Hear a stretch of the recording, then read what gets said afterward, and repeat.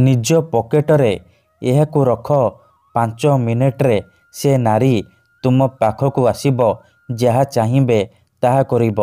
आज्ञा हाँ, जदि आपण केउ झियो बा विवाहिता महिला को मने मने भल पाउचंती तार सुंदरता को देखि ता आड़कू आकर्षित हेउचंती किंतु जेते चेष्टा कले मध्य ताकू पटेई पारुनांती ताकू निजर मन कथा कहिबाकू डरुचंती। आउ आपण चाहुचंती कि से झियो बा महिला निजे आसी आपण को भल पाउची बोली कहू, तेबे आजिर एही भिडियोटी आपणकर इच्छा को पूरण करिब। केवल आपण को निज पकेटरे एहाकू रखिबार अछि। ग्यारंटी देउची मात्र 5 मिनिट्रे से झियो बा महिला आपणक आड़कू आकर्षित हेबाकू लागिब, आपण को भल पाइबाकू लागिब। एही बशीकरण साहाय्य हजार हजार लोक माने लाभवान होइचंती। निज पसंदर सुंदरी सुंदरी झियो को अति सहजरे पटेई पारिछंती।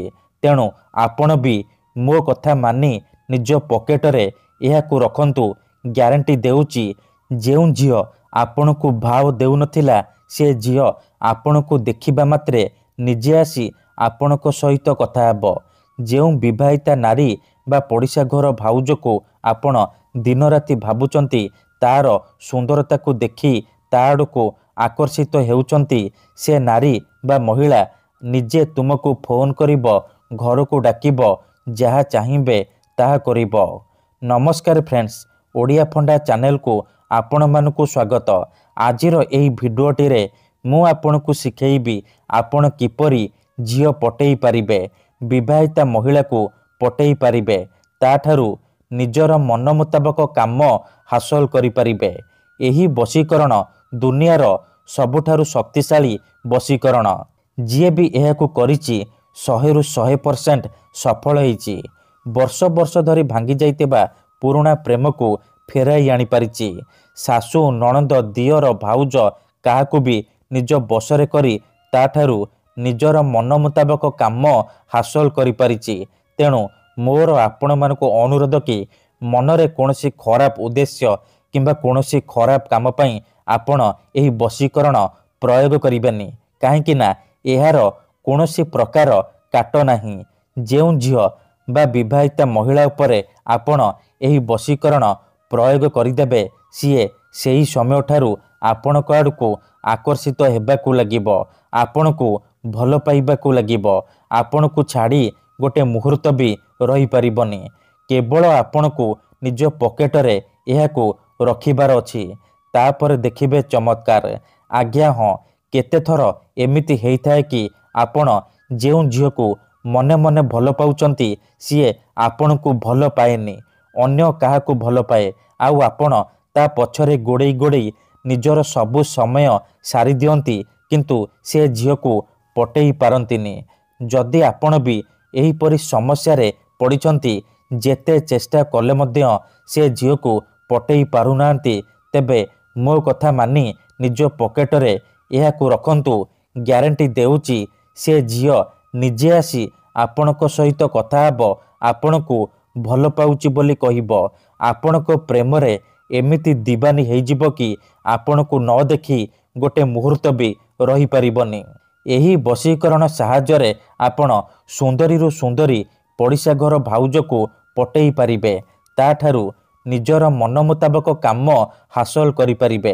तेबे एही बशीकरण आपण किपरि करिबे, केमिति करिबे, एहार प्रयोग विधि कौन मु आपण को सिखेइबी। संपूर्ण प्रयोग विधि ठीक भाବରେ सिखेइबी।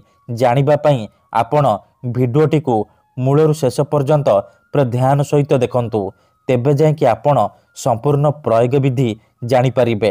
अधारु छाड़ी कि पळेइले किंबा काटी काटी देखिले आपण किछि भी बुझी पारिबेनी। परे कमेंट करिवे गुरुजी आपणकर बशीकरण काम करूनी। देखंतु, बशीकरण विधि जानिबा पूर्वरु गोटे छोटिया कथा मने रखंतु। बशीकरण एमिति सेमिति काम करेनी। मनरे संपूर्ण विश्वास, निष्ठा आउ एकाग्रतार सहित आपण को एही बशीकरण करिबाकू पड़िबो। तेबे जाई मु आपण को ग्यारंटी देउची, आपण जेउ झियो बा महिला को पटेइबाकू चाहुचंती ତାକୁ ଅତି ସହଜରେ ପଟେଇ ପାରିବେ। ତାକୁ ନିଜ ପ୍ରେମରେ ଦିବାନୀ କରି ତାଠାରୁ କିଛି ବି କାମ ହାସଲ କରିପାରିବେ। ତେବେ ମନେ ରଖନ୍ତୁ, ଏହି ବଶୀକରଣ ବିଧିକୁ ଆପଣ କେଉଁ ବି ବାରରେ କରିପାରିବେ, କିନ୍ତୁ ଯେବେ ବି କରିବେ ରାତି ବେଳା କରିବେ। ଠିକ୍ ଅଛି। ତେବେ ଏହି ବଶୀକରଣ କରିବା ପାଇଁ ଆପଣଙ୍କୁ କିଛି ସାମଗ୍ରୀ ଦରକାର, ଯେମିତିକି ଖଣ୍ଡିଏ କଳା କପଡ଼ା, 5ଟି କଳା ଗୋଲମରିଚ, ଖଣ୍ଡେ ସାଧା କାଗଜ ଆଉ କଳା ରଙ୍ଗର କଲମ। ଏତିକି ଜିନିଷ ଆଣିସାରିବା ପରେ କ'ଣ କରିବେ, ନିଜ ଘରେ କୌଣସି ଏକ ଜାଗାରେ ଚୁପଚାପ ବସି ପଡ଼ିବେ, ଯେଉଁଠାରେ ଆପଣଙ୍କୁ କେହି ଦେଖିବେନି କିମ୍ବା ଡାକିବେନି। ପ୍ରଥମେ ଆପଣ କ'ଣ କରିବେ, ଯେଉଁ କଳା କପଡ଼ା ଆଣିଛନ୍ତି ସେ କଳା କପଡ଼ାକୁ ନିଜ ସାମ୍ନାରେ ରଖିବେ। ତାପରେ ଯେଉଁ 5ଟି କଳା ଗୋଲମରିଚ ଆଣିଛନ୍ତି ସେ 5ଟି କଳା ଗୋଲମରିଚକୁ ଡାହାଣ ହାତରେ ମୁଠେଇକି ଧରିବେ ଆଉ ଆଖି ବନ୍ଦ କରିକି ସେଇ ଝିଅ ବା ମହିଳାକୁ ମନେ ମନେ ଭାବିବେ। ତାର ମୁହଁକୁ ନିଜ ମନରେ ଭାବିବେ। ତାପରେ 5 ଥର ସେଇ ଝିଅ ବା ମହିଳାର ନାମ କହିବେ। ତାପରେ ମୁଠା ଖୋଲିବେ ଆଉ ସେ ମରିଚରେ ଗୋଟିଏ ଥର ଫୁଙ୍କିଦେବେ। ତାପରେ ସେ 5ଟି ମରିଚକୁ କଳା କପଡ଼ା ଉପରେ ରଖିଦେବେ। ତାପରେ କାଗଜରେ କଳା କଲମର ସାହାଯ୍ୟରେ ଗୋଟିଏ ମନ୍ତ୍ର ଲେଖିବେ। ମନ୍ତ୍ରଟି ଧ୍ୟାନ ସହିତ ଶୁଣନ୍ତୁ। ଓମ୍ କାମିଚ୍ଛାମୟୀ ଆମୁକଂ ସର୍ବମୋହି କରତି କରତି। ଆମୁକଂ ଜାଗାରେ ଆପଣ ସେଇ ଝିଅ ବା ମହିଳାର ନାମ ଲେଖିବେ, ଯାହାକୁ ଆପଣ ନିଜ ବଶରେ କରିବାକୁ ଚାହୁଁଛନ୍ତି। କାଗଜରେ ମନ୍ତ୍ର ଲେଖିସାରିବା ପରେ କାଗଜକୁ କଳା କପଡ଼ା ଉପରେ ରଖିଦେବେ। ତାପରେ ସେ କଳା କପଡ଼ାକୁ 3ଟି ଗଣ୍ଠି ପକେଇକି ବାନ୍ଧିଦେବେ। ସେ ଗୋଟିଏ ପୁଟୁଳି ହେଇଯିବ। ସେ ପୁଟୁଳିକୁ ଆପଣ 3 ଘଣ୍ଟା ପାଇଁ ନିଜ ପାଖରେ ରଖିବେ, ନିଜ ପକେଟରେ ରଖିବେ। 3 ଘଣ୍ଟା ପରେ ଆପଣ କ'ଣ କରିବେ, ସେ ପୁଟୁଳିକୁ ନେଇକି କୌଣସି ଏକ ବରଗଛ କିମ୍ବା ଓସ୍ତ ଗଛ ମୂଳରେ ରଖିଦେଇ ଚୁପଚାପ ଘରକୁ ଫେରି ଆସିବେ। ଗ୍ୟାରେଣ୍ଟି ଦେଉଛି, ଏତିକି କରିକି ଦେଖନ୍ତୁ। ଏହି ବିଧିକୁ ଏପଟେ କରିବା ମାତ୍ରେ ସେ ଝିଅ ବା ମହିଳା ଆପଣଙ୍କ ଆଡ଼କୁ ଆକର୍ଷିତ ହେବାକୁ ଲାଗିବ। ଧନ୍ୟବାଦ।